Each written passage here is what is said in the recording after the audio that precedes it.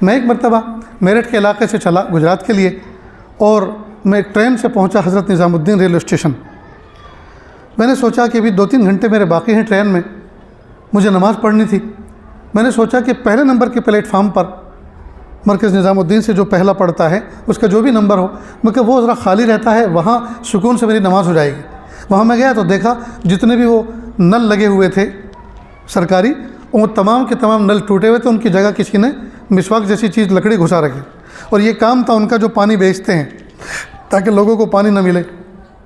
اب میرے نفس نے تقریر کی کہ دیکھو تم تو آئے تھے وضو کرنے کے لیے، اب وضو کرنے کا انتظام ہے نہیں تو نماز کیسے پڑھیں گے؟ تو میں نے فوراً اپنے نفس کو کہا میرے اللہ نے میری جیب میں پیسے بھی تو رکھے ہیں اور کافی مقدار میں ہیں، تو یہ بسلری کی بوتل خریدو، ٹھنڈے ٹھنڈے پانی سے، مئی جون کا مہینہ تھا، پانی خریدو، ٹھنڈے ٹھنڈے پانی سے وضو کرو۔ میں نے 2 بوتلیں خریدی اور بہترین وضو کیا اور سکون کے ساتھ نماز پڑھی۔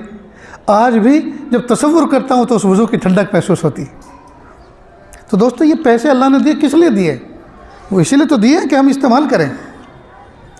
ایک مرتبہ میں پونا سے آ رہا تھا، سورت مجھے پہنچنا تھا، لگژری بس تھی، تو میں نے ڈرائیور سے کہا کہ بھائی آپ کا نام کیا ہے؟ تو اس نے کوئی مسلمان نام بتایا۔ مجھے اور خوشی ہوئی کہ دیکھو مجھے فجر کی نماز پڑھنی ہے اور یہ تقریباً 8-8:30 بجے سورت پہنچے گی تو نماز قضا ہو جائے گی، اس لیے آپ کسی ایسے ہوٹل پہ روک لیں آسانی کے ساتھ جہاں میں نماز پڑھ سکوں۔ کہا کوئی بات نہیں۔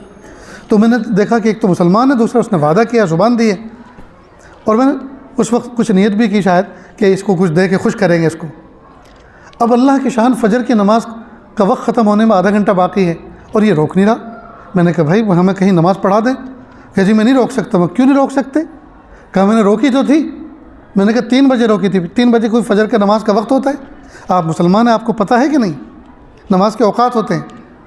تو کہا اصل میں کچھ اسٹوڈنٹ اس شرط سے بیٹھے ہیں کہ مجھے اسکول کے ٹائم سے پہلے ان کو سورت ٹچ کرنا ہے ورنہ وہ پیسے نہیں دیں گے۔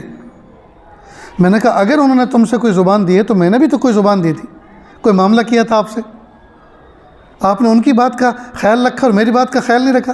کہ ٹھیک ہے کوئی بات نہیں، آپ کسی بھی جو ہے کوئی ہوٹل دیکھے اس کے آنگن میں روک دو اس کے سامنے، میں اپنا بیگ لے کے اتر جاتا ہوں، آپ اپنی بس لے کے چلے جائیں۔ کہ آپ کا ٹکٹ تو سورت تک کا ہے۔ اب یہ بات ہو رہی ہے بلساڑ کے علاقے کی۔ میں نے کہا سورت تک کا ہو یا کہیں کا تک کا بھی ہو، مجھے اس ٹکٹ کی کوئی ضرورت نہیں، مجھے اپنی نماز ادا کرنی۔ خیر اس نے روک دی، میں اتر گیا۔ مجھے بڑا تعجب ہوا کہ سورت تک کا ٹکٹ اور اتنی دور، ابھی تو 1-1.5 گھنٹے کا راستہ ہے اور یہ یہاں اتر رہے ہیں۔ میں نے اپنی نماز کی خاطر، اس کی حفاظت کی خاطر بس کو چھوڑ دیا۔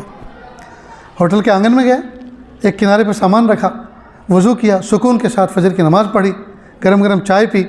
اب میں اللہ کی طرف متوجہ ہوا، پیارے اللہ آپ کی نماز کی خاطر، آپ کے حکم کی خاطر میں نے بس چھوڑ دی ہے، اب مجھے عافیت کے ساتھ میرے گھر پہنچائیے۔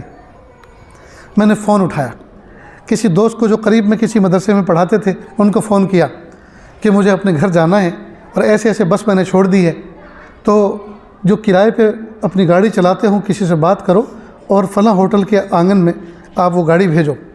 1000 یا کچھ کم و بیش روپے میں وہ کار طے ہوئی، آگے اور میں بیٹھا اور میں نے فجر کی نماز کو محفوظ رکھنے کے لیے 1000 روپے کا خرچ کیا۔